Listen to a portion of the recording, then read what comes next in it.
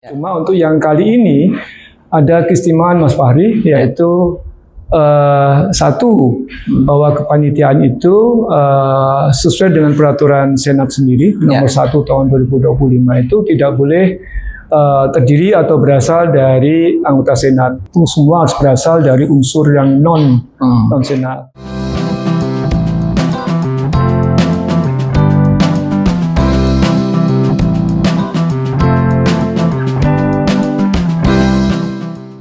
Selamat datang kembali di acara Tribun Kaltim Talk Show bersama saya Fahri Mahaifa.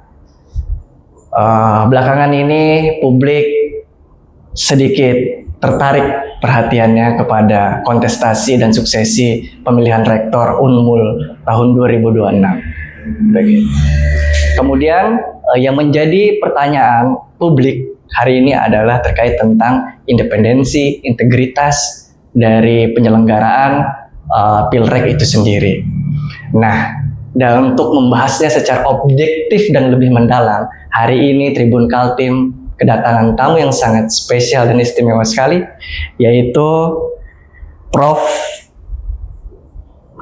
Mustafa Agung Sarjono. Ya. Selamat siang, Bang. Selamat siang. Assalamualaikum. Fahri, ya. Waalaikumsalam. Ya, sehat, Pak?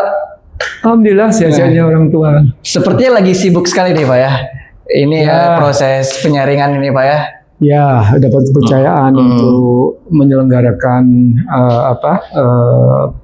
pemilihan rektor untuk periode 2026-2030. Ya. Jadi ya lumayan menyita waktu dan kesibukan. Ya. Tetap saja menjalankan tugas-tugas rutin lah. Betul. Mengajar, membimbing mahasiswa ya biasa. Pak, mungkin sebelum jauh berbicara soal mekanisme dan teknis, mungkin pertanyaan yang paling sederhana dulu. Apa Pak? Ada perbedaan apa Pak Pilrek tahun ini dengan Pilrek sebelumnya Pak menurut Bapak? Sebenarnya pemilihan rektor kan proses yang saya katakan saya reguler ya, setiap 4 tahun. Sebenarnya kalau rektor itu 4 tahun, bukan 5 tahun tapi 4 tahun, dan itu selalu dilakukan dengan model yang kurang lebih sama. Cuma untuk yang kali ini ada keistimewaan Mas Fahri, yaitu satu, bahwa kepanitiaan itu sesuai dengan peraturan Senat sendiri nomor 1 tahun 2025 itu tidak boleh terdiri atau berasal dari anggota Senat. Kalau yang sebelumnya, pemilihan yang sebelumnya, sebetulnya masih ada mungkin sekitar 50% lah, jadi separuh dari kepanitiaan itu adalah anggota Senat. Tapi untuk yang kali ini itu harus berasal dari yang non anggota Senat. Itu seluruhnya? Seluruh kepanitiaan? Seluruhnya. Bahkan kalau yang sebelumnya itu misalnya rektor dan ketua serta sekretaris Senat itu masuk di dalam kepanitiaan, baik. Sebagai pelindung maupun sebagai pengarah. Oh, sekarang nggak ada. Betul. Jadi murni bahwa dari ketua, wakil ketua, sekretaris, wakil sekretaris dan anggota yang akan nanti dibagi dalam sesi itu semua harus berasal dari unsur yang non Senat, dengan harapan ada tentu independensi tadi yang disinggung tadi akan bisa berjalan dengan baik. Itu yang satu perbedaannya. Yang kedua adalah dalam pemilihan calon rektor Unmul untuk periode 2026-2030 kali ini adalah dilakukan secara online. Tidak ada lagi proses secara langsung atau dalam arti kata luring gitu ya. Tetapi kita lakukan secara online, sehingga ini baru pertama kali Unmul melakukan atau melaksanakan secara online. Jadi ini yang kemudian sedikitlah mengurangi mungkin ya beban kesibukan, karena tidak hari-hari disibukkan dengan mudiknya, tapi itulah, dan memang kita mesti memanfaatkan itu juga karena di beberapa universitas sendiri sudah menggunakan cara secara online itu. Nah, itu dua perbedaan yang mungkin di pemilihan sebelumnya tidak ada atau tidak dilakukan. Nah, perbedaan itu, Prof, apakah itu hasil dari evaluasi secara periodik terkait dengan kepanitiaan Pilrek yang tidak memiliki hak suara di Senat, itu apakah hasil evaluasi atau memang instruksi dari pusat, dari Kemendagri? Setahu saya kan itu basisnya atau dasar hukumnya adalah peraturan Senat. Dan itu ada inisiatif secara internal di Senat Universitas Munawarman sendiri untuk merubah pola kepanitiaan pemilihan rektor di Universitas Munawarman. Saya katakan tadi bahwa basis kita menyusun atau membuat kepanitiaan yang tidak berasal dari unsur Senat itu karena kemauan dari Senat sendiri. Dan itu sudah berlangsung cukup lama karena peraturan tersebut diterbitkan di tahun 2025. Jadi kita anggap tuh inisiatif dari UNMUL untuk mencoba membuat pesta demokrasi kampus ini menjadi ya lebih independen lah gitu, kira-kira begitu ya. Boleh diceritakan sedikit Pak Prof, diberikan amanah dan tanggung jawab sebagai ketua panitia nih Pilrek nih, kontestasi di kampus ini, bisa nggak diceritakan sedikit gimana prosesnya kemarin? Enggak, prosesnya ya saya ditanya, saya mendengar bahwa ada aspirasi banyak untuk mengajukan nama saya, dan saya ketahui bahwa secara aturan di dalam peraturan Senat itu tidak ada yang melarangnya, tidak dilanggar karena saya orang bebas ya. Saya betul-betul free man gitu ya. Saya tidak jadi anggota Senat ya, baik di fakultas maupun di universitas, sehingga saya mempertimbangkan saja pada waktu itu bahwa kepercayaan atau permintaan terhadap saya itu adalah mungkin kesempatan saya untuk bisa mengabdikan terhadap alma mater saya. Jadi UNMUL juga alma mater saya sebelum saya pernah tugas di awal tahun 2029. Jadi saya terima aja.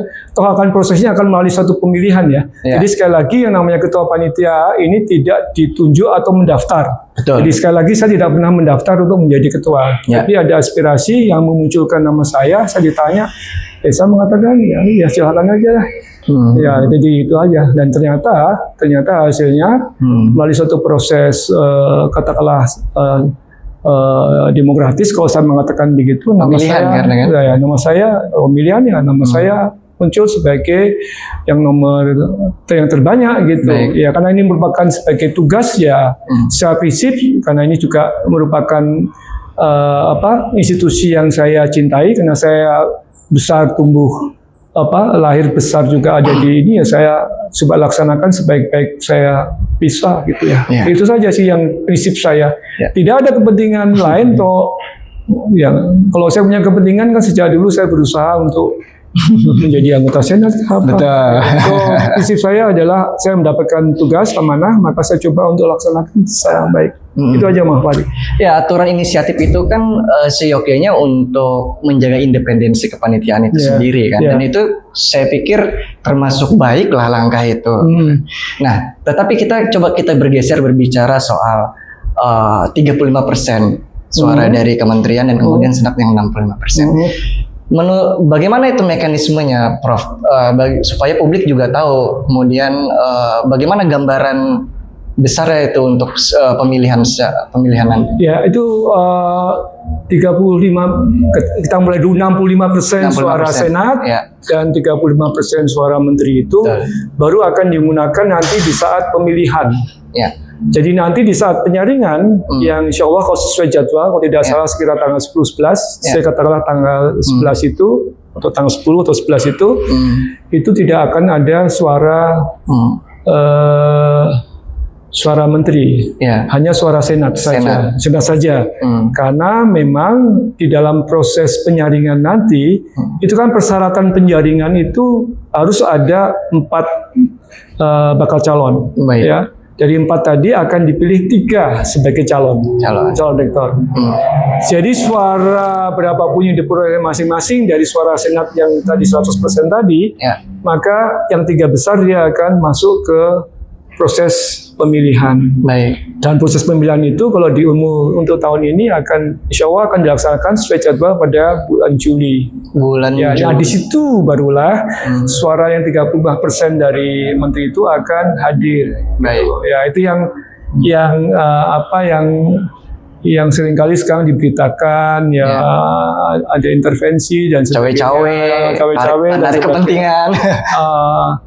Ya, tapi saya terus terang itu kan pertimbangan dari itu aturan dari pusat ya. Kita tidak tahu apa yang jadi latar belakangnya. Tapi kita bisa juga melihatnya juga bahwa selama ini proses itu sudah berlangsung di mungkin 2-3 kali tiga pemilihan. Baik. Ya, itu mulai sejak zamannya pemilihan itu dilakukan mulai zamannya Prof Jam ya. Ya, itu 4 yang sekarang. Itu 2-3 sekitar 4 ya. Kalau dulu kan boleh dikatakan penetapan rektor kan tidak model seperti itu yang saya ketahui itu. Tapi setelah itu berubah, dan tetapi yang menarik adalah bahwa itu juga berubah di 3 pemilihan yang terakhir. Kalau tahun 2010 sebenarnya saya juga ikut pilihan rektor. Saya juga menjadi salah satu calon rektor. Nah, pada waktu itu yang 35% itu tidak berada di universitasnya, tidak ada. Misalnya kalau di Unmul itu tidak di Samarinda, tapi dia berada di Jakarta, di pusat. Tapi kemudian setelah itu di tahun berikutnya, di tahun 2014 itu yang mewakili menteri atau suara menteri itu diberikan di universitas itu di Unmulnya langsung. Artinya pada saat proses pemilihan nanti atau di pusat pemilihan itu ada yang mewakili menteri membawa suara datang kemari. Betul. Gitu. Jadi artinya sudah ada perubahan juga. Kalau saya boleh dikatakan ya, kalau istilah orang mungkin jauh lebih diketahui lah, lebih transparan. Lebih transparan. Karena suaranya langsung akan diketahui di saat pemilihan itu di tempat, tidak lagi ada di Jakarta. Nah, itu yang kemudian juga bisa kita pertanyakan.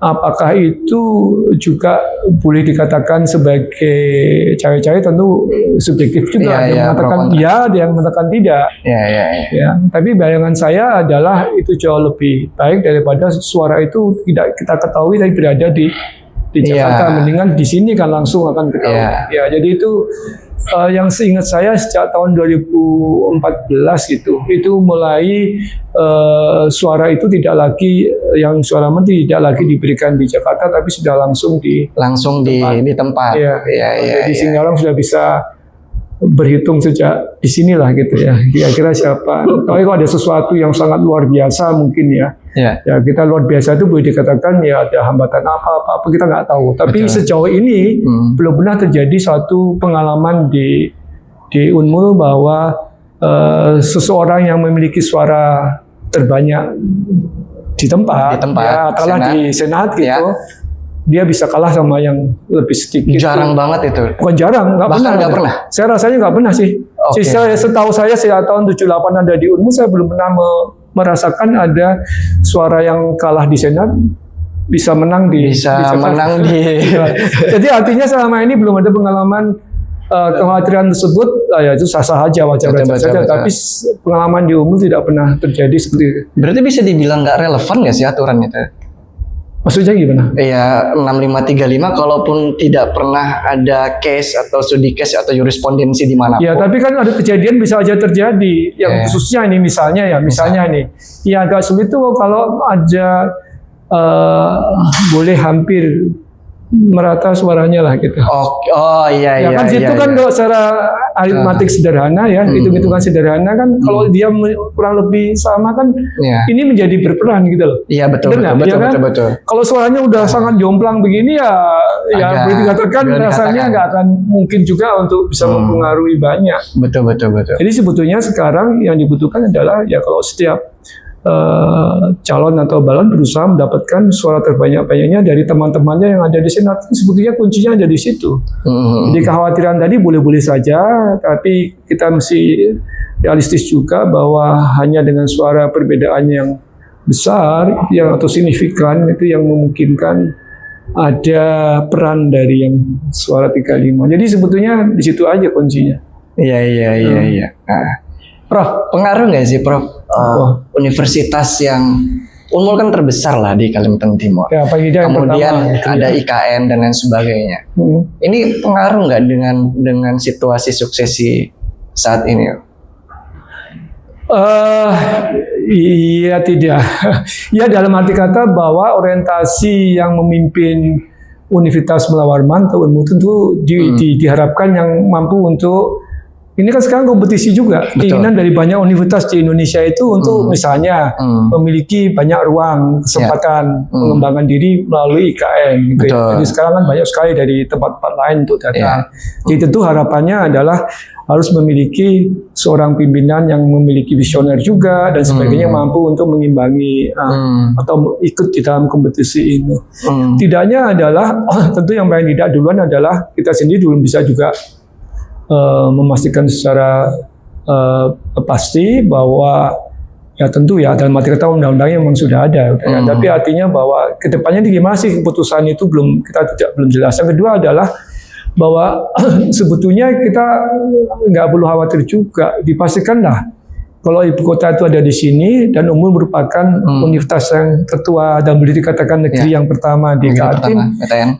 Saya sih secara pribadi bisa mengatakan pemerintah pasti akan memperhatikan itu. Betul. Pasti karena dia juga menjaga pandangan perasaan dari orang di sini kan. Jadi artinya akan selalu akan menginfo, akan memerankan lah Mula Warman. Tapi tidak berarti bahwa kita tidak hanya menunggu itu, maka kita mesti harus juga menangkap kesempatan-kesempatan kerjasama dan sebagainya dengan pihak pengelola IKN juga. Gitu. Betul. Jadi itu yang paling sebetulnya dibutuhkan. Jadi pengaruhnya ya tidak dari saya katakan karena ya memang faktanya ibu kota Nusantara itu berada di Kalimantan Timur dan UNMU merupakan perguruan tinggi negeri pertama yang ada di sini yang mesti harus involve di situ. Tidaknya adalah bahwa sebetulnya automatically sebagai perguruan tinggi negeri tentu akan dilibatkan sebagai prioritas kalau boleh dikatakan begitu. Ya, saya kira kemanfaatan keberadaan ibu kota di kita, mengapa dulu kita mengupayakan supaya Kaltim dijadikan adalah memiliki multiplier efek juga, termasuk pada aspek pendidikan tinggi atau perkembangan pendidikan ada di kita. Jadi artinya ya pasti akan diperhatikan lah. Gitu. Kalau dilihat dari kacamata permukaan, Pilrek ini perebutan kursi rektor. Tapi menurut Prof, secara substansinya apa sih sebenarnya dari Pilrek ini? Menurut Prof sendiri? Ya, kalau saya selalu mengatakan tadi juga saya singgung juga, sebetulnya jabatan-jabatan struktural di universitas itu adalah tugas-tugas tambahan seorang dosen yang memenuhi persyaratan untuk memimpin, mengelola universitas itu ya. Karena pastilah harus ada yang mengelola itu. Jadi sebetulnya kalau dikatakan perebutan itu kompetisi biasa kan. Karena kalau secara teoritis sebetulnya secara teori sebetulnya persaingan itu merupakan salah satu bentuk upaya mendapatkan yang terbaik. Itu sebetulnya kompetisi itu ya.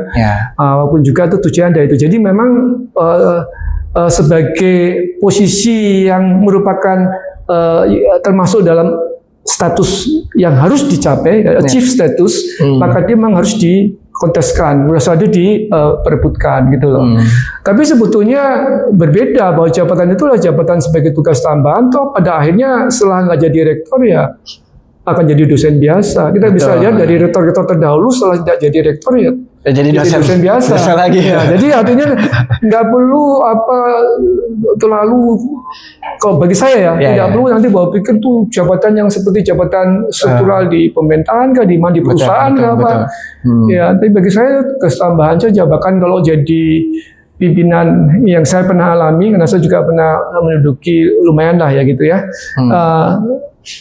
Itu bahkan seringkali membuat kita juga tugas-tugas rutin kita pelaksanaan tridharma kan harus juga sebagian dikurangi gitu. Jadi jangan dilihat itu sebagai ya mungkin ada juga yang punya keinginan untuk mencapai puncak tertinggi dari suatu kampus ya atau sebagai universitas yaitu jabatan tentu adalah tapi rektor tentu yang paling tinggi ya dalam konteks ini adalah pimpinan perguruan tinggi itu ada rektor. Tapi di sisi lain sebetulnya ada yang lebih penting sebetulnya, khususnya bagi saya, pandangannya mungkin beda-beda ya. Bagi saya adalah misalnya jabatan akademik, yaitu sebagai guru besar. Jadi itu sebetulnya yang harusnya menjadi diperebutkan betul-betul setiap orang untuk mencapai situ ya. Jadi sebetulnya itu proses yang biasa aja kok.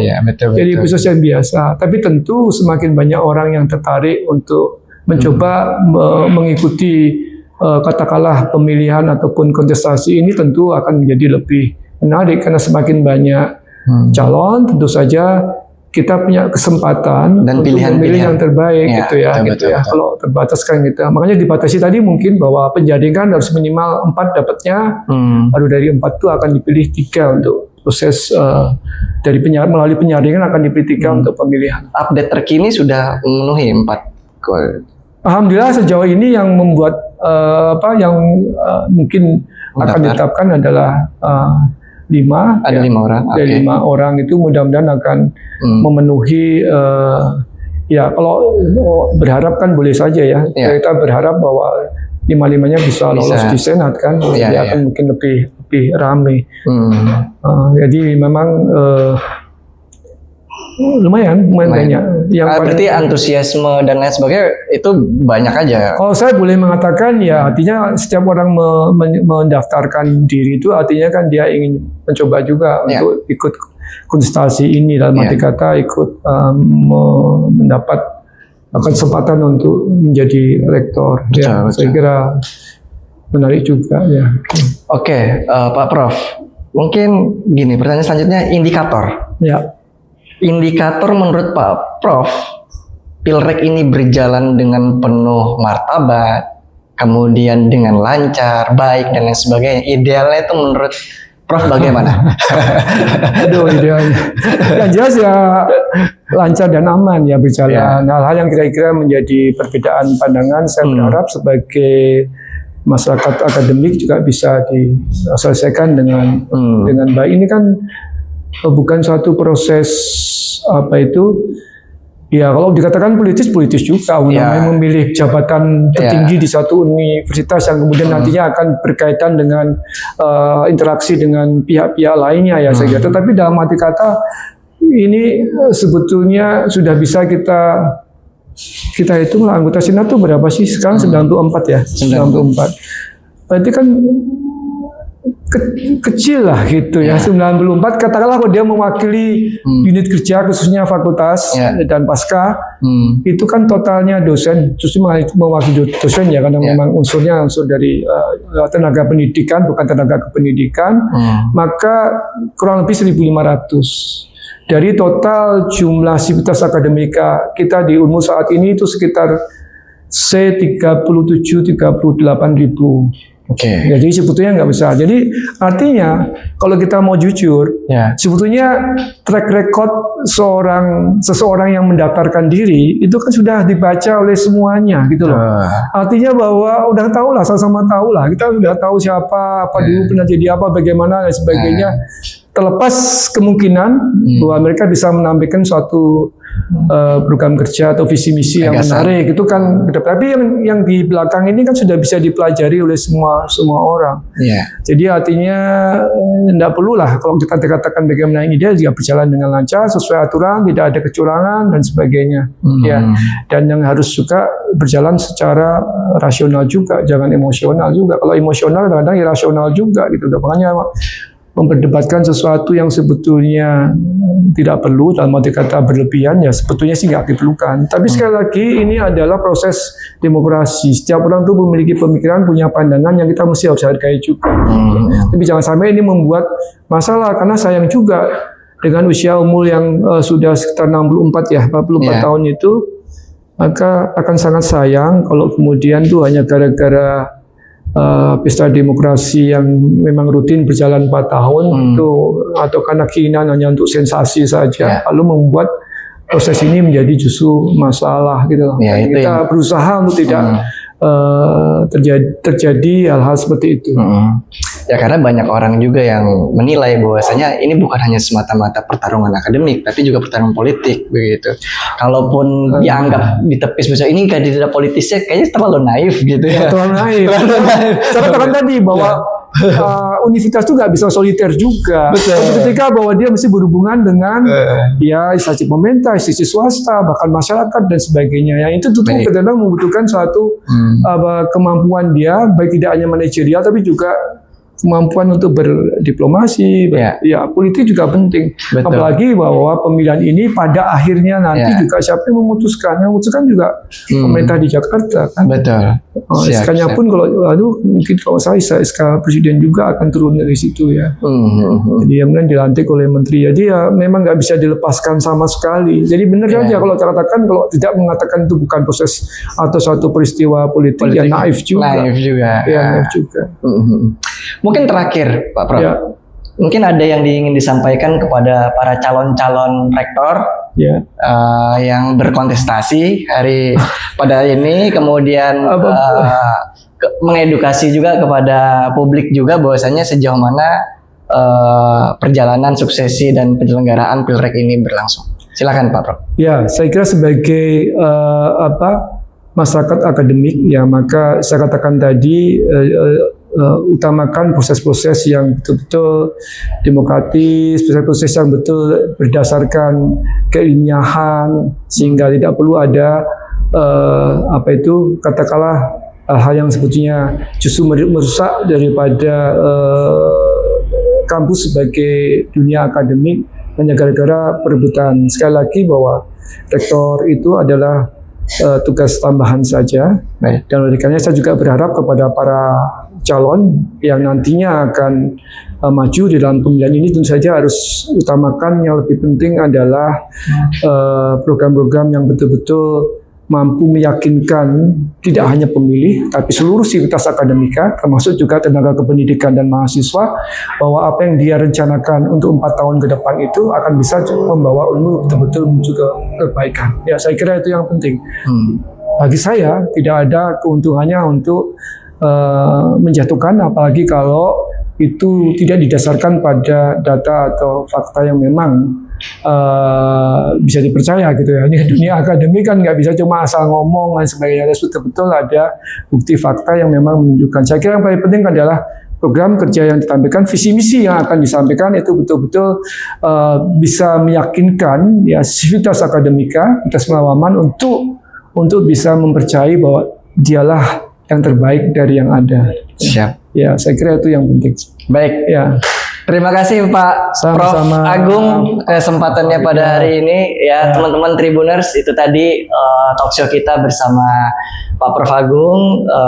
Semoga kita bisa mengambil berbagai macam edukasi, kemudian nilai-nilai yang telah kita perbincangkan dari tadi. Ya, terima kasih juga Mas Wari atas undangannya. Baik, kesempatan yang bagus juga bagi kami selaku panitia untuk bisa sekaligus mensosialisasikan pada proses pemilihan rektor di UNI. Ya, itu juga jadi salah satu tugas dan amanah kita juga sebagai jurnalis dan pers untuk menyiarkan hal-hal yang seperti ini. Terima kasih, saya Fahri Mahayupa. Selamat berjumpa kembali di Tribun Talkshow edisi berikutnya. Assalamualaikum warahmatullahi wabarakatuh. Waalaikumsalam warahmatullahi wabarakatuh. Terima kasih Pak Prof.